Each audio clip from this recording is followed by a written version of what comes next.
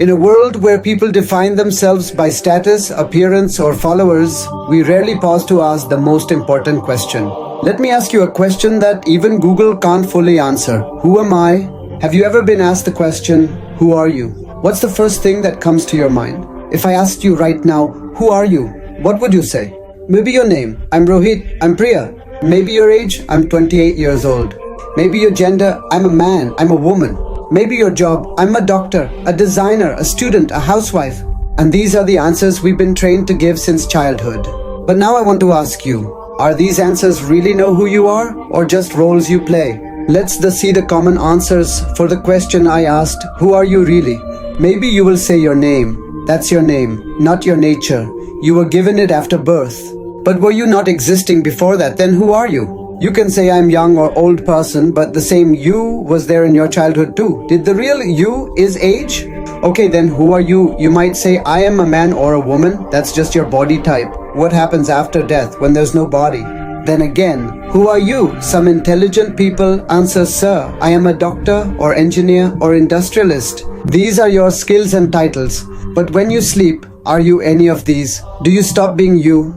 Again, you might get bored. Still, I need to ask you again, who are you? You will say I am head of a family, but even they disappear at death. Then what remains? So, some people say I work at this company. But is your purpose in life limited to your office chair? Again, who are you? Some people argue that they belong to this country. But when you move abroad, you don't stop being yourself. Some people identify with their emotions. They will say, I'm a happy or sad creative person. But your mood changes daily. One day you're confident, next day you doubt everything. So who's observing those changes? All of these are labels, temporary roles, or external tags. But deep down, there's still an unchanging witness inside. What is that real witness inside? Think about your smartphone. It has an email address, username, profile picture, location tag, fingerprint scanner. But all of this changes. You can switch phones, apps, numbers. Yet you're still the same user behind it all. In the same way, you may change bodies, identities, moods, jobs. But what remains constant? So I ask again, who are you? Not your name, not your job, not your emotions. Who is the I behind all of that? Let's go deeper to find out. Let's see the view of science and scientists about the human body. Science has helped us achieve the impossible, like heart transplants, artificial intelligence, decoding DNA. But when it comes to understanding life itself, science often reduces us to a few chemicals. When we ask the same question to scientists about who are we, modern science has tried to answer this question for us. They've looked inside the human body and broken it down to its most basic components. Dr. Harry Monson, a professor of anatomy, famously calculated the chemical composition of a human body. He found that a person is mostly water, with a few pounds of calcium, some ounces of phosphate and potassium, and a sprinkle of other elements like sulfur and sodium. When all these are added together, the total material worth of a human body comes to just rupees 110. A little over €1, less than a coffee at Starbucks. Now ask yourself, does this sound like you? Are you really worth just a few teaspoons of elements? Do love, laughter, creativity, sacrifice, pain, forgiveness all come from this chemical kit? When someone close to you dies, the body is still there. All those chemicals are still inside. But something is gone. That something was never listed in any periodic table. What is gone? Science says life originated from chemicals and evolved into complex forms. And yes, this theory gave us molecular biology, genetics, evolution. It explains the structure of life, but not the meaning of life. We study the structure of DNA. We see carbon, hydrogen, oxygen, nitrogen, and phosphorus forming our cellular machinery.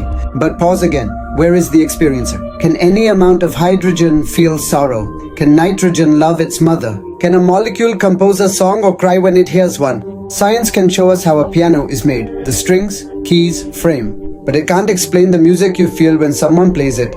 Similarly, science can study the body, but can't explain who is in the body. Let's go deeper. Science tells us that the body is made up of cells. Bacteria have one cell. Humans have over 30 trillion cells. Each cell contains water, ions and proteins, RNA and DNA, lipids. And the DNA inside carries genetic instructions, like a software code. It tells the body how to build proteins, what color your eyes are, how tall you grow. It goes like this. DNA is stored in the nucleus as chromosomes, and genes are transcribed into RNA. and RNA is processed and transported. Finally, the proteins are translated based on that code. This process is beautiful, complex, and intelligently designed. But even after understanding it, here's the haunting question. Who is observing this process? Who feels pain when something goes wrong? Who celebrates when healing happens? Now think of a modern factory. Machines build cars, they follow instructions. But behind every machine is a person giving meaning, purpose, and direction. Likewise, our body's cells follow instructions. But who is the person inside the machine? So yes, the body is wonderfully complex. Yes, science has mapped the DNA, unlocked cell behavior, and named every organ. But after all that, we're still left asking, is that all I am? Just chemicals, genes, and processes? Answer, as we discovered, is a but powerful no. You are not the body. Then who is the real person behind all the machinery? Science says we are nothing more than chemicals and biological processes, a mix of carbon, oxygen, and DNA. But if that's all we are, then what about our emotions? What about the love we feel, the heartbreak we go through, the joy of a mother holding her child, or the pain of losing someone? Can chemicals explain that? Let's reflect. We live in a whirlwind of emotions. Sometimes we feel lonely and sad when someone ignores us, when things don't go our way. Other times we're shocked or angry, a betrayal, a heartbreak, a sudden loss. Our heart pounds, breath quickens, eyes fill with tears. And then, at other times, we're simply happy, no reason needed, just happy to be alive. But here's the real question. Can you explain all of this with chemicals? What about our feelings? And what about feelings deeper than emotions? Feelings of love. The way you look into someone's eyes and feel a world beyond words. And on the other side, feelings of rage that make people go to war, defend their country, protect their family. Where do these intense feelings come from? The same human can love deeply and fight fiercely. Two sides, the same person. What's going on? The answer is simple. You are not a robot programmed to feel only one thing. Then who are you? Capable of vast emotional experiences. What about our mind, intelligence, and identity? Science still cannot explain the mind. Psychologists and neurologists debate endlessly. Is intelligence controlled by genes or environment?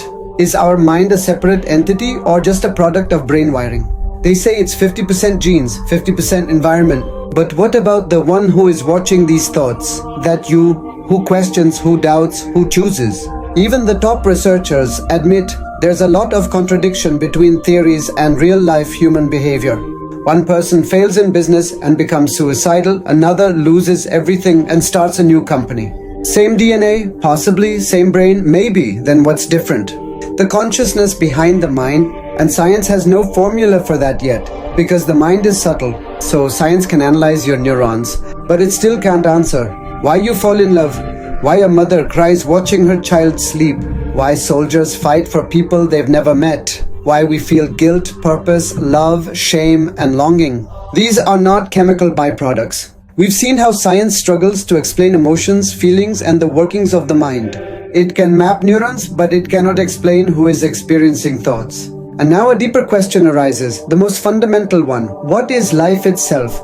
What is that mysterious force that makes a body breathe, think, love, move, and one day simply stop? Let's see, what is life? What is death? What is the source of energy? Do you ever thought about what is the life?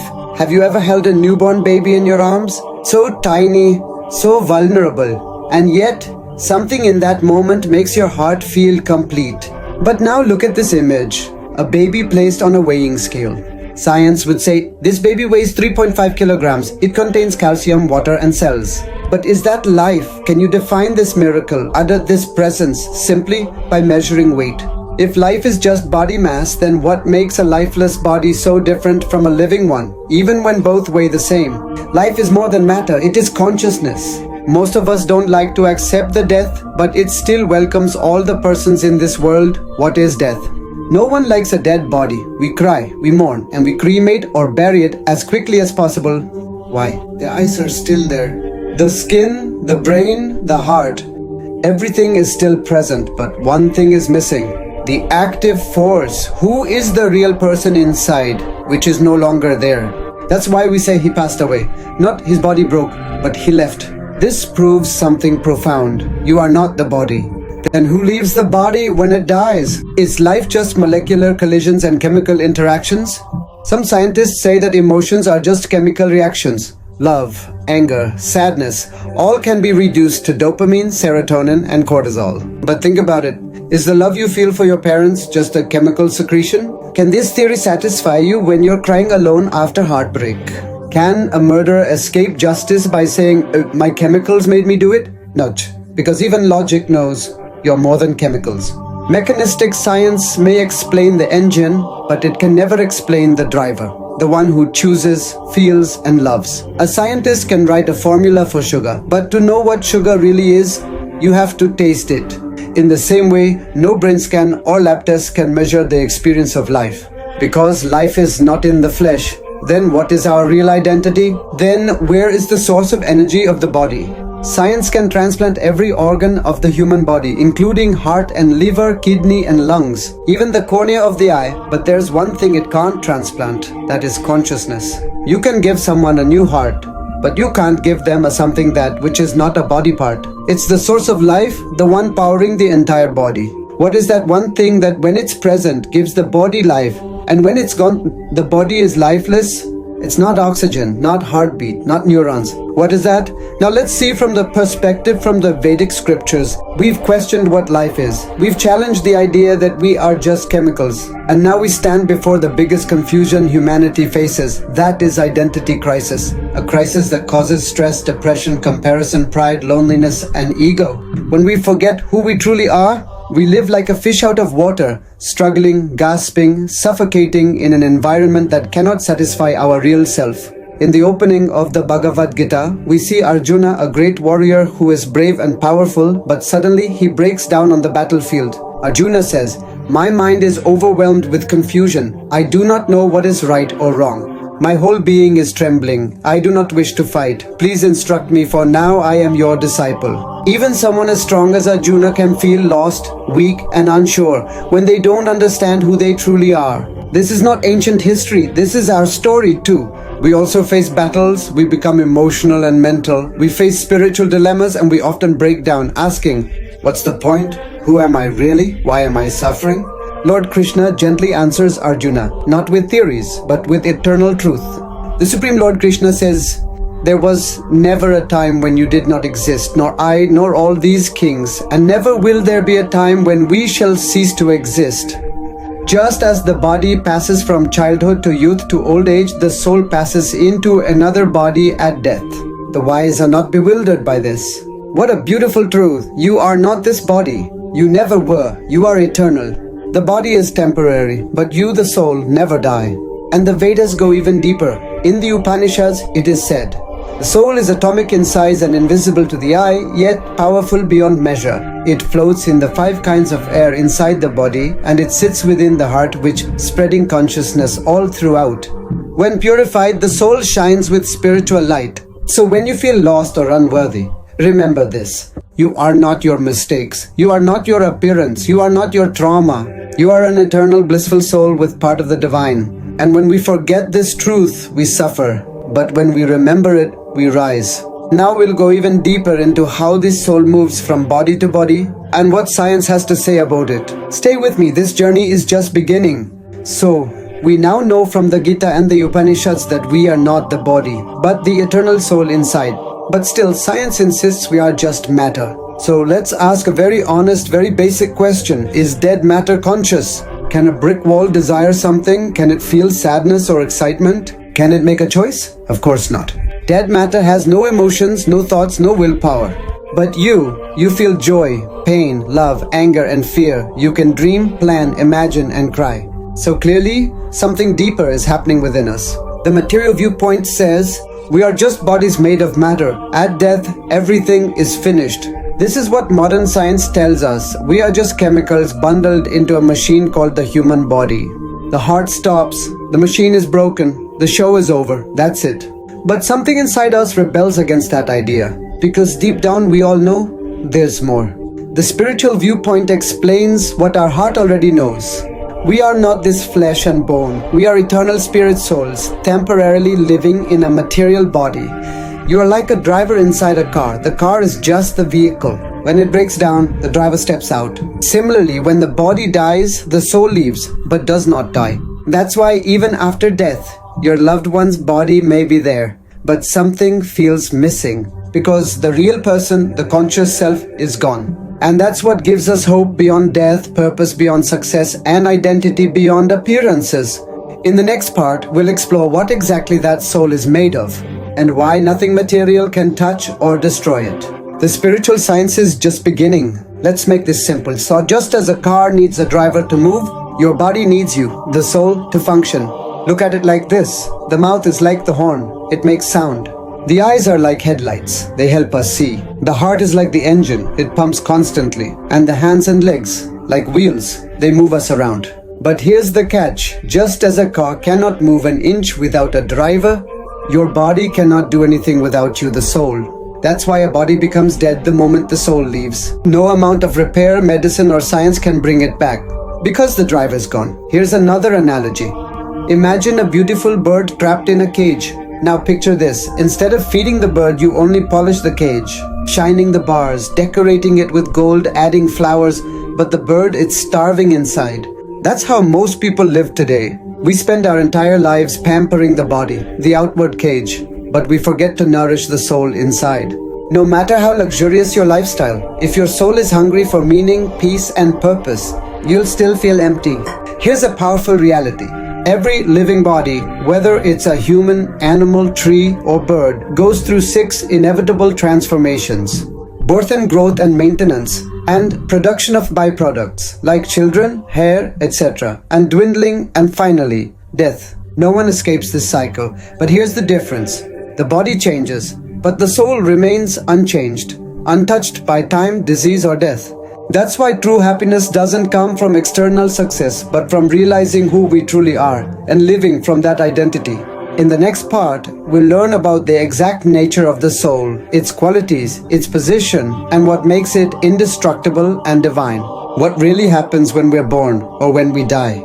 To answer that, we first need to understand what we are made of. According to Vedic wisdom, everything in this world is made from 2 types of energies. Material energy, which is temporary, like earth, water, air, fire, and even our thoughts. And spiritual energy, which is eternal, the soul, or Atma. Lord Krishna says in the Bhagavad Gita, besides this inferior energy, O mighty armed Arjuna, there is a superior energy of mine, the living entities who are exploiting the resources of this material inferior nature. Now here's the deep part. We are not just this gross body, the one made of flesh, bones, blood, etc. There are actually 3 layers. One is the gross body, Stula Sharira, earth, water, fire, air, and ether. And the second is the subtle body, Sukshma Sharira, mind, intelligence, and false ego. And third is spiritual soul, Atma, which is eternal, full of knowledge, Chit, and bliss, Ananda. It's like a person wearing 2 jackets, one physical and one emotional, but the real person is inside. That's why when someone dies, the soul leaves both these coverings and continues its journey. Let's think of a smartphone. It has a hardware shell, gross body, a software system, subtle body. But what powers it? The user, that's the soul. But then how does birth happen? What causes death? And why don't we remember anything from past lives? Here's what the scriptures explain. At the time of death, the subtle body, mind, intelligence, ego, they carries the soul to another gross body. Just like air carries a fragrance, the karma we've earned carries us to the next life. As the air carries aromas, the soul is carried by the subtle body to a new womb. Then comes birth. The body is built according to our desires and karma. One gets a body suitable to his desires and past actions. Now why don't we remember past lives? Simple. Just as a person forgets everything after a deep sleep, the shock of birth and the covering of new senses causes us to forget. Srimad Bhagavatam and Upanishads explains that just as we forget dreams after waking up, the soul forgets its past when entering a new body. Think of a computer reboot. When the system resets, everything in RAM is lost unless it's deeply stored. But most of our memories aren't that deep. So birth and death aren't the beginning or end of us. They're just transitions, like changing clothes. We are spiritual beings, but temporarily wearing different bodies until we awaken to our real identity as eternal souls, connected to God. In the next part, we'll explore more proofs and knowledge about the soul. Now let's talk about consciousness, the strongest proof of the soul. Just like sunlight naturally spreads warmth and light everywhere, the soul spreads consciousness throughout the entire body. When the soul is present, we feel, experience, decide, judge. We cry, we love, we fear, we hope. But the moment the soul leaves the body is just lifeless. A video camera can record an event, a judge can analyze it, but only the conscious soul can actually experience it with feelings, emotions, awareness. No soul means no consciousness, no awareness means no life. So if you've ever asked, what makes me me?